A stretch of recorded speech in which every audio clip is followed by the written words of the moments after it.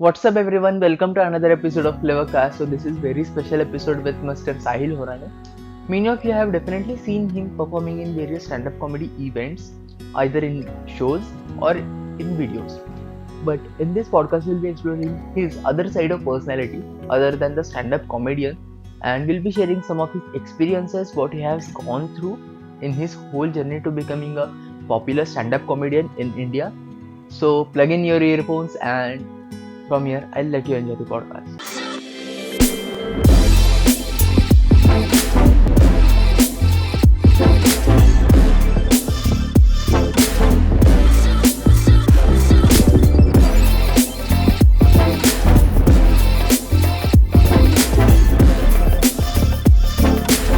For joining us. So much for calling me. तो आपको ऐसे क्या लगता है कि आपको वो एक चीज पता होनी चाहिए थी before starting all this stand up comedy and all this things? As in शुरू होने से पहले, Yep. like before you start, I हाँ. think मेरे को लगता है सबसे important वही है whether you actually like doing it or not, whether you actually like writing jokes and like telling people jokes and making them laugh.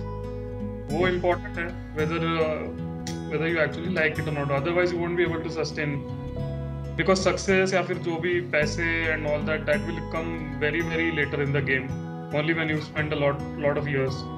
But for you to sustain during that period, you need to actually like the process. But I think the only way you can find out whether you like it or not is by doing open mics. Okay. पहले नहीं पता तुम्हें अच्छा लग रहा है या नहीं.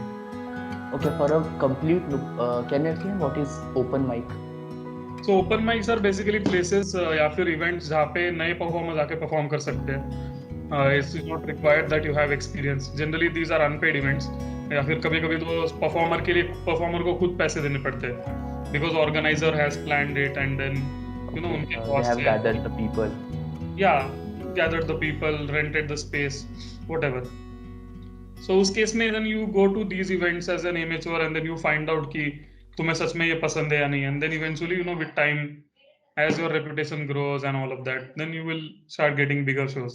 तो अभी तक आपको ऐसा कौन सा सबसे बड़ा डर था कि और उस डर को आपने कैसे ओवरकम किया? वो एक कभी-कभी था कि मैं स्टेज पे अगर अचानक जोक्स भूल गया तो क्या होगा. That was there, that one of the fears was there. But overcome basically what I do is मैं ज़्यादा से ज़्यादा rehearse करता हूँ फिर घर पे मेरे sets सारे. And then I hope that will carry me through the gig. What else can you do? You just have to continue rehearsing it. Okay, that's why I have seen in many of your videos that you have written something on your palm. Yeah. Right. No, that is just like a comfort thing, you know. It's not even about whether I will actually read it from the hand or not.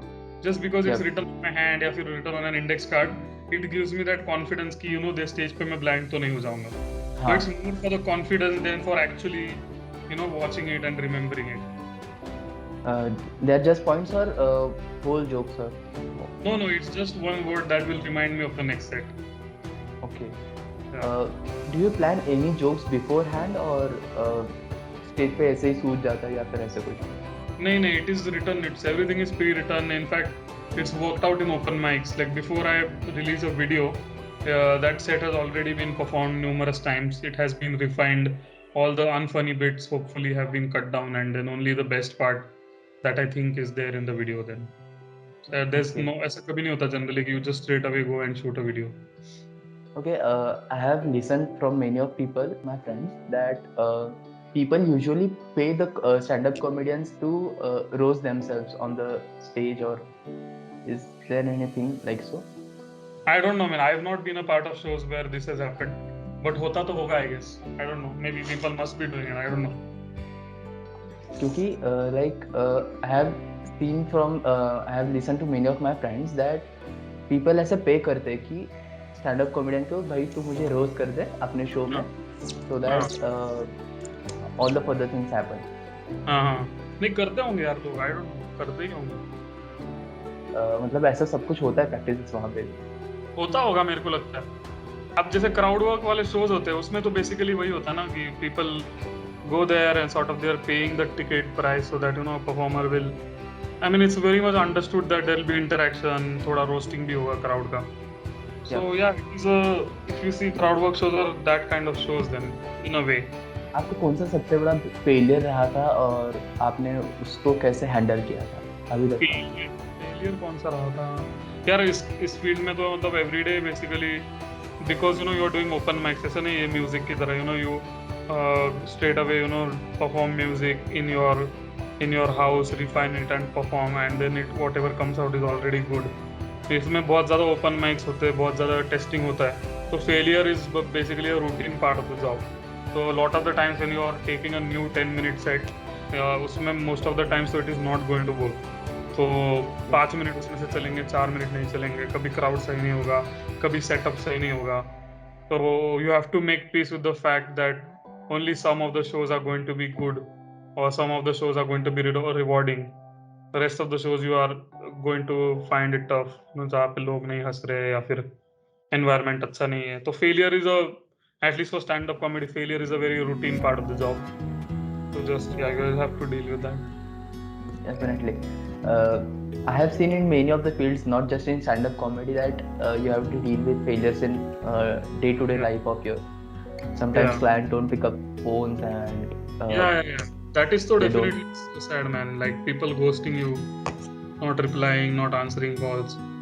That is also one part that you have to learn that, you know, in this industry, it's not like corporate where everybody is held accountable to a certain standard and everybody is expected to behave in a certain way.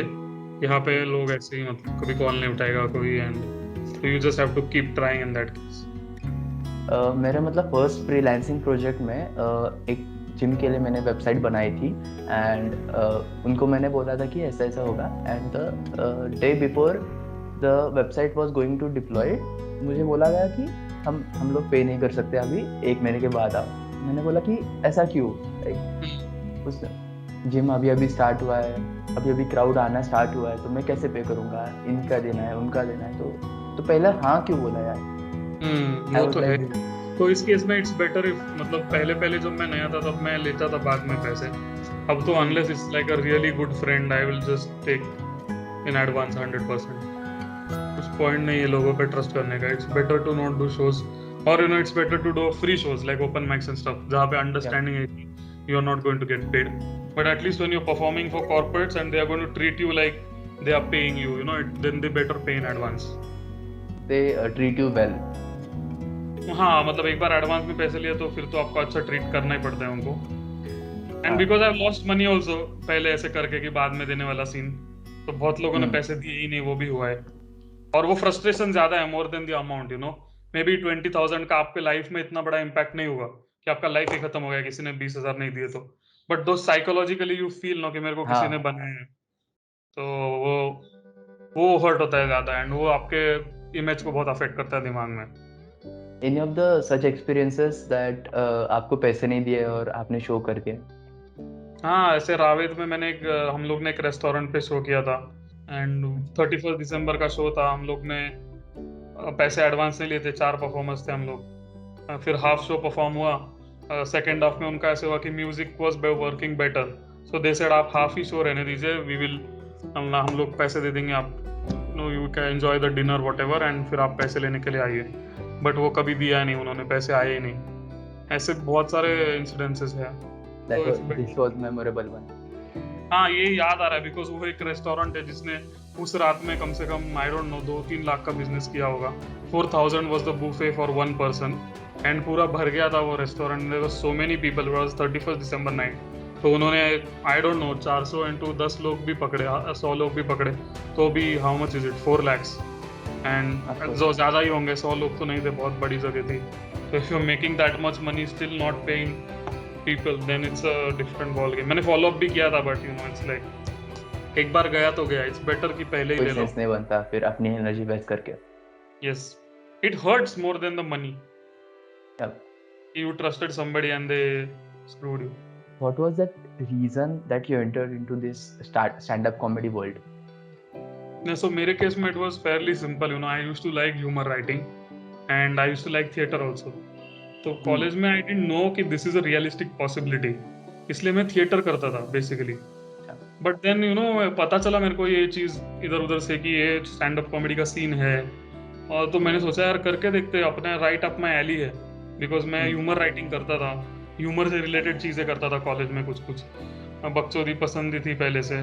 और फिर इसमें theatre जैसा dependence भी नहीं है लोगों पे कि 4 लोगों से डायरेक्टर का भी काम अच्छा होना चाहिए, राइटर का भी। You are completely free, you are the director, you are the performer, you are the actor, you are the writer. तो आप अपने हिसाब से घर पे भी काम कर सकते हो 4 घंटे 5 घंटे जितना भी। योर सक्सेस और failure is not dependent on anybody else. तो मुझे लगा कि चलो यार सही है फिर, क्योंकि मुझे राइटिंग का एक सबसे हर्ट होता था चीज़ की जोक मैं लिख रहा हूँ, क्रेडिट किसी और को मिल रहा है, बिकॉज एक्टर डिलीवर करता है उसको, एंड उसको Yes. सब बोल रहे हैं ब्रो क्या बोला तूने वो line, and I was like bro somebody else writing it. Like Salman Khan के भी डायलॉग्स कोई और लिख रहा है, वो मुझ पर एहसान करना कि कोई एहसान ना करना, that's not out of Salman way, वो किसी जीनियस राइटर ने लिखा है, but everybody gives Salman credit for it. तो वो चीज़ मुझे हर्ट होती थी अंदर से एज अ राइटर। तो मुझे स्टैंड अप कॉमेडी का वो बेस्ट लगा कि यार मेरा जोक है तो मुझे ही उसका, भले उस पर 4 लाइक्स आए 5 लाइक्स आए, but those are for me ऐसे। वो एक चीज़ मुझे पसंद आई स्टैंड अप के बारे में, and that's why I tried. Stand up comedy में मोस्टली ऐसा ही होता है कि आप ही पूरा शो लिखते हैं एंड प्रेजेंट भी करते हैं। या 90% दैट इज द केस। कुछ कुछ बहुत बड़े स्टैंड अप कॉमिक्स है, उनका टीम ऑफ राइटर्स होता है, बट अच्छा। Mostly 99% I think everybody writes their own stuff. It's like rap. That was a quite deep answer. And what is the most common myth about this stand-up comedy world? एक stand up comedy के बारे में लोगों को लगता है कि मतलब जो जो बाहर के लोग हैं वो भी, उनको लगता है कि यार ये ऐसे ऐसे 2-3 लाइन बोल देना बहुत लाफ मिलेगा, मतलब जिनको दूसरे फ्रेंड्स बोल देते, but that's not how it works. No, it's like आपको दोस्तों में making friends laugh is different thing, because वहाँ पे कॉन्टेक्स्ट ऑलरेडी सेट है। स्टैंड अप कॉमेडी में आपको कॉन्टेक्स्ट देना पड़ता है लोगों को। Nobody knows about my weird friend Raju कि मैंने सीधा पंच लाइन मार दिया और सब हंसने लग गए। आपको सेटअप Right. करना पड़ेगा पहले कि राजू कौन है क्या है, वो भी मिनिमम लाइंस में, ताकि लोग बोर ना हो जाए सेटअप सुन के, and they have like the least amount of time में आप पंच लाइन तक पहुंच सके। सो वो एक मिथ है कि लोगों को लगता है कि सीधा कुछ भी फनी हो जाएगा 1-2 लाइन बोल के, या फिर कोई टॉपिक ऑफ इटसेल्फ फनी है तो वो लोग कर पाएंगे, people will laugh at it. वो बहुत बड़ा मिथ है।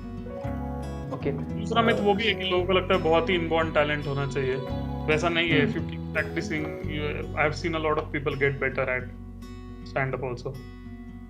Okay. So the basis of your whole relatable jokes is the humor writing that you just said.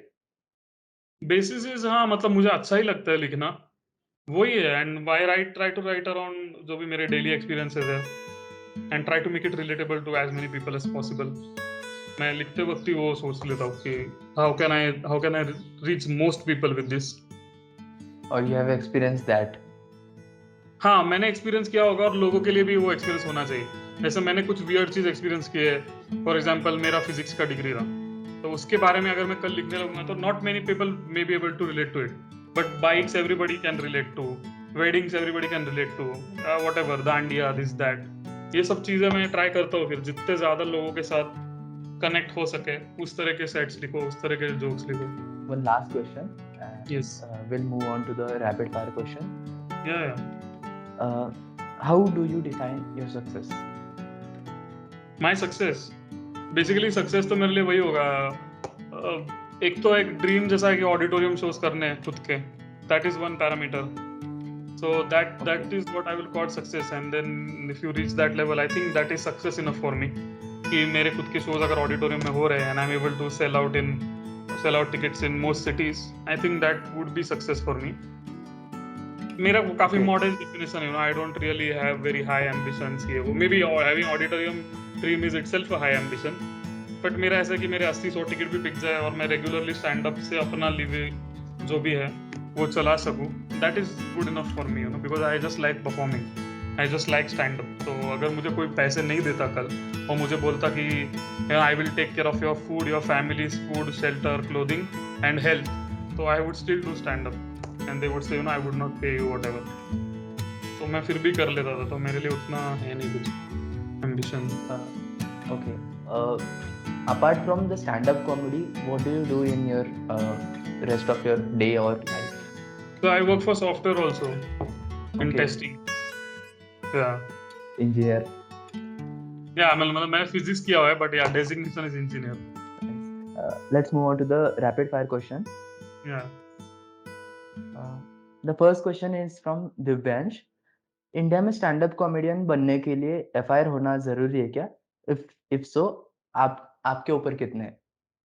FIR से फायदा जरूर होगा तुम्हें मतलब तुमको जल्दी वायरल हो जाओगे बट या you also obviously have to have the content to back it up वरना सिर्फ एफआईआर होके आप 1 घंटे का शो तो नहीं कर सकते ना so you need to have like content also but I mean that's one brand of comedians जो बहुत ज्यादा प्रोवोकेटिव टाइप का करते हैं and they like doing that style मेरे को उतना वो मेरा पर्सनालिटी वैसा नहीं है कन्फ्रंटेशनल टाइप का इसलिए मैं ज्यादा उस जोन में नहीं जाता हूँ I try to avoid those topics जो ज्यादा बहुत सेंसिटिव टॉपिक्स है या फिर controversial so called topics I try to avoid them it's not possible always because लोग किसी भी चीज पे ऑफेंड हो जाते हैं परसों मैंने पुणे रोड्स के ऊपर एक रील डाला है उस पे लोग मेरे को गाली दे रहे कि तू पुणे से निकल जा जबकि मैं पुणे में बचपन से रहा हूँ वो लोग बोले तू बाहर का है निकल जा ये वो पहली बात तो पुणे के रोड्स के बारे में पुणे के बारे में भी नहीं है वो फिर भी लोग गाली देते रहते सो लोग किसी भी चीज पे ऑफेंड हो सकते हैं तो you can only try but you will not always be successful और एक है यश डिक्कर की तरफ से बस 2-3 चुटकुले सुना दो यार इस पे क्या सुनाना है चुटकुले यार इसमें मजा नहीं है कुछ वीडियोस है इतने सारे वो देख लेना उसका भी एक कॉन्टेक्स्ट है ना स्टैंड अप का मतलब लोग सुन रहे हैं एंड ऑल दैट सो उसमें ही वो मजा आता है सुनने में इसमें तो देयर इज नो फन तो आप वीडियोस इतने सारे वो देख लेना जो भी जिसका भी क्वेश्चन है इंस्टाग्राम पे भी है अभी तो यूट्यूब में तो खैर 5 ही इंस्टाग्राम पे बहुत सारे वीडियोस है तो Yeah, you I've can seen check many that of your videos. yeah That's how I reached you.